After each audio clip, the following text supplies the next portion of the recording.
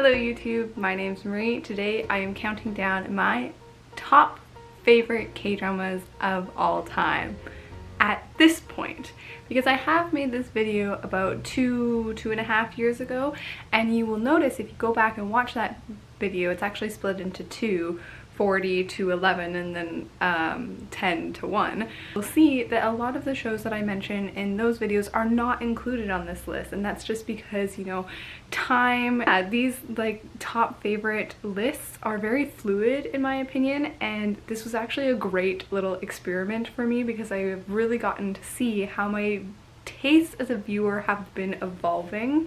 In the previous list, I had a lot more strictly romance K-dramas included, and that's not to say that I no longer enjoy romance K-dramas, far from it. I think romance K-dramas are the shows that I watch most frequently and I do get the most comfort out of them. I think in general romance is my favorite genre, but looking at this list, it is interesting that there's not very many strictly romance K-dramas included, and that might be because I think of romance K-dramas, like I said, as comforting fluff, whereas they don't necessarily always impact me the way I want my favorite show to impact me. I'm gonna do a broad disclaimer, and that is, more than any other video, this is a reflection of me and my personal taste. If you have a different top 10 list than I do, that should be totally okay. Also, if you say include shows that I would include but have them in a different ranking, that is also okay, because this is not a ranking of like all the 3-star shows and then all the 4-star shows and then all the 5-star shows. Like, that's not what this is. Like, I don't include every show that I've ever given a 4-star and above to, because some of them, even though they're wonderful, great quality, they're not for me personally, if that makes any sense. For example, like Extracurricular Activity, great quality show. I believe I gave it a 4-star, or it's very highly regarded, but it's not a favorite. Basically what I'm saying is, for me personally, just being great is not the only hoop that shows have to jump through. Okay, now let's quickly talk about the format that I'm gonna have this video in, and it's gonna be very similar to the original first 2 videos that I made on this subject, and that is every show that's ranked lower than my top 10, I am not going to give a huge synopsis for or spend too much time for. I'm hopefully going to only say 1 or 2 qualities of the show that has made it memorable for me personally. Similarly, the shows that are within my top 10, I may give a synopsis to, I may spend more time on, but will really just say as much or as little about each of the shows on my list as I want to. Let's start with my 22nd favorite K-drama at the moment, and that is Nevertheless. Although I personally did not like the ending to Nevertheless, I think it missed out on some really great opportunities to have a discussion of boundaries and communications within relationships. I think the overall delivery of the content being something that was very intimate and I feel like not very much explored within K-dramas, or not very often explored within K-dramas. I thought it was a huge breath of fresh air, and the intense female gaze that permeates the entire show was so lovely to watch. It really made the show stand out. Then we have the best hit. The best hit was within my top 10 in that first video that I made a while ago, and the reason why it's fallen quite a bit is simply because of time and separation from the series itself. I do remember it quite fondly as a show that not only made me laugh out loud, but made me cry and gave me butterflies for the romance, but also intrigued me for the sci-fi elements. Like, it is a show that pretty much encapsulates a lot of different genres. Love Struck in the City. This is also a fairly new K-drama, so time will tell, similarly with Nevertheless, if it will stick as a favorite, but right now I loved the docu style of the series. I thought it was so much fun. I really hope they do more like this. Overall, the series in general was stunning to watch. But what really stood out for me is the flawed characters. I know a lot of viewers did not like our female lead and the choices she did, thinking that she was maybe too flawed and they just couldn't understand her. Whereas I was on the total flip side. I really did understand where she was coming from, and I found all of her flaws to make her so much more of an engaging character. And let's not forget the wonderful found family friendship that's within the show. Coming in at 19, I have Love Alarm, specifically Love Alarm Season 1. Season 2 just did not have the emotional impact for me that Season 1 did. The overall plot is fine and serviceable, but Season 1 just like really, you know, made your heart go. And I could not tell you how many times I've rewatched Season 1 waiting for Season 2, you know? So it just has this great nostalgia, and then the story and the world itself was super interesting to me. Then coming in at 18, I have Touch Your Heart, and that is on this list simply because I find the leading couple undeniably one of the most adorable pairings I have ever seen. Then, completely different from Touch Your Heart, number 17 is Kingdom. This is Kingdom Season 1 and 2. I do think they are a combined story that you should watch back to back because the cinematic experience was really good. Like, this plays like a movie. Then I have Arthdal Chronicles.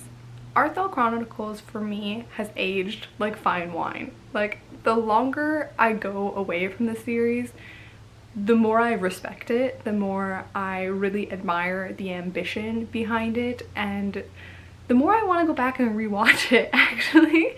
Then for my 15th spot, I have Beauty Inside. This one's on the list because I truly think that the leading couple are equals in, you know, how smart they are, the way they communicate. It's a very adult, equal romance, and you know, the whole bit about her turning into a different person every month doesn't hurt the story either. And 14 is Just Dance. Just Dance has fallen quite a bit from its earlier position within the top 10.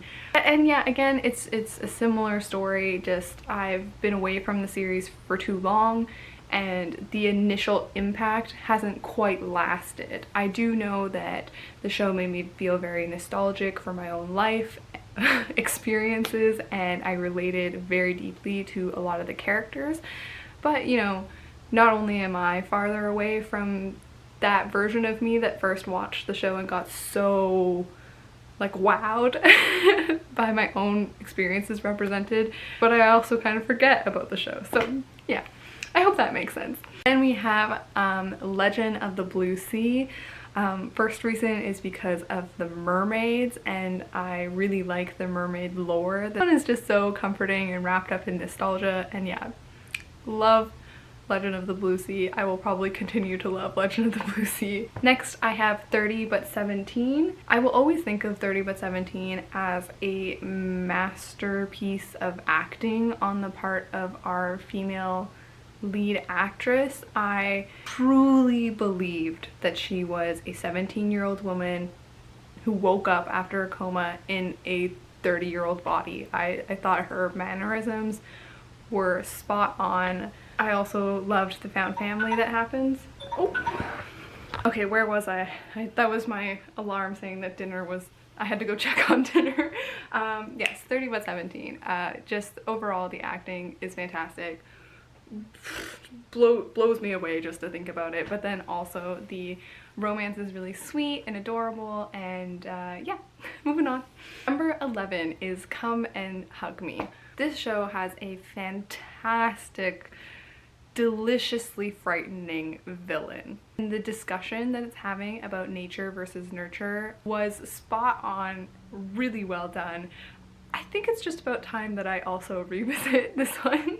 Okay, you guys, we have cracked my official top 10 at the moment. Things could always change. First one being Flower of Evil. Now, the simplest synopsis for Flower of Evil is that it is about a husband who is hiding his true nature, true kind of evil nature from his police officer wife. Again, very simplistic synopsis because the show is full of twists and turns. It is just constantly evolving, and I was surprised at many different parts within the overall plot, and that doesn't happen very often with K-dramas. I do find the vast majority of them quite predictable. Moving on to number 9, I have Hello My 20s. This follows a group of university-age girls who are all very different. They have very different stories to tell, very different struggles, but they're all connected because they are roommates. Not only do they have their own personal struggles, but then they're also learning how to live together. The way I think about Hello My 20s is as a show that is very empathetic towards its characters, very understanding, very kind, and I also feel like that translates to the audience because every character is so different. You're gonna find someone or even different aspects within many characters that you will relate to, and you will relate to their struggles in some way. So not only do you feel like you very much understand the characters, but that the show itself is understanding you. Maybe this is way too fluff, but I really feel like if you're going through a hard time or if you're within the age demographic of these characters, you will get a lot out of watching this show. At least I did when I watched it. I just felt seen. Then I have in my 8th position, I have Search WWW. This is about women in positions of authority within the male-dominated industry, being the tech industry. But it's not really about women trying to break the glass ceiling or anything like that, because like I said, they're already in those positions. It's really about strong women and their interactions together, both as rivals, but then also a growing friendship. And I loved it. I loved it. Just something so incredible about seeing women portrayed in such a dynamic way that doesn't happen very often. We're getting more, but when I watched Search WWW, there was definitely moments where I just grinned because I was like, this representation is so cool. Coming in at number 7 is I Can Hear Your Voice. I believe I Can Hear Your Voice was my 11th pick last time, and that prompted me to rewatch the show. And rewatching it, yes, it does have problems. A lot of shows on this list have problems, but my enjoyment out of watching it just skyrocketed. Like, I love Lee Jun-suk, I love Nuna romances, I love that little splash of some sort of like sci-fi element, which this show has. It's about a younger man who has telepathic abilities. And then there's also like a little bit of a mystery to do with his father, I think, if I remember correctly. The villain in this one is delicious as well. This is a very nostalgic show for me. It's one I get a lot of enjoyment out of. My 6th favorite show is Moment of 18. Moment of 18 is set in high school, so oh fuck, I'm gonna run out of battery.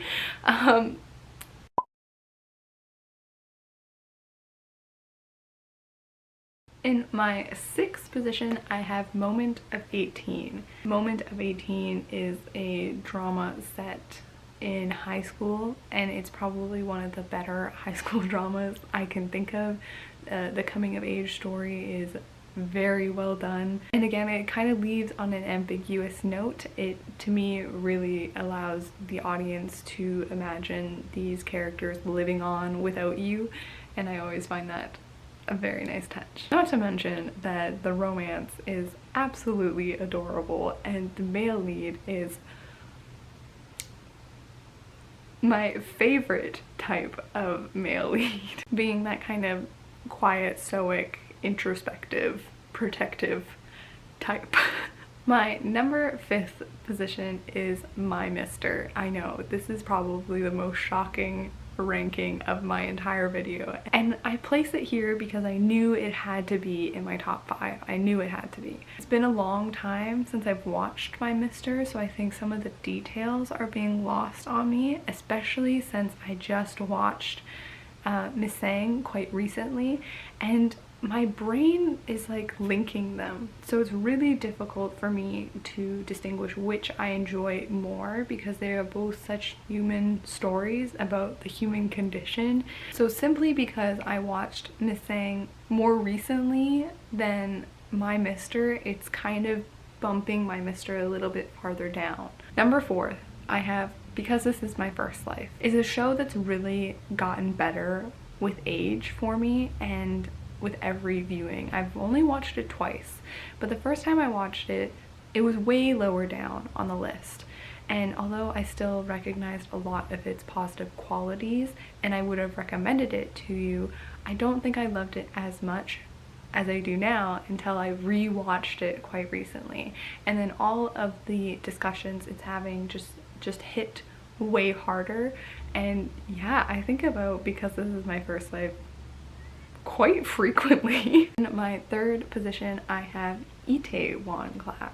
This is definitely 3rd place because of the experience of watching it. I have mentioned before that I watched it with my parents.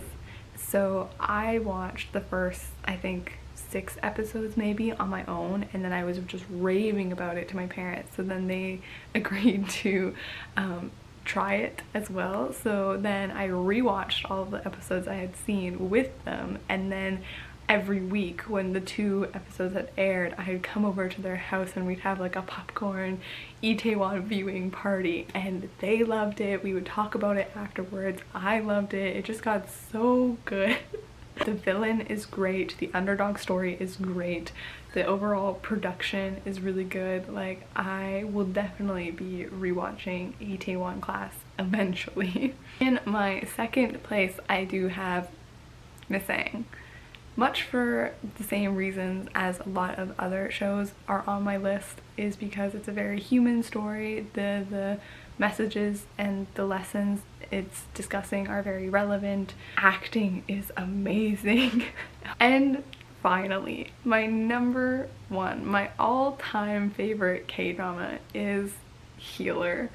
I know, it's a bit surprising, considering it's swapping out My Mister for my number 1 spot compared to the last set of videos, and that's because I'm definitely coming at this list from a different perspective this time. Not so much, like I said earlier, about which show is objectively the best. This time it very much is my list and which ones I've enjoyed the most, and I cannot deny that Healer is not my all-time favorite K-drama. I've watched it so many times. It's a show I constantly come back to.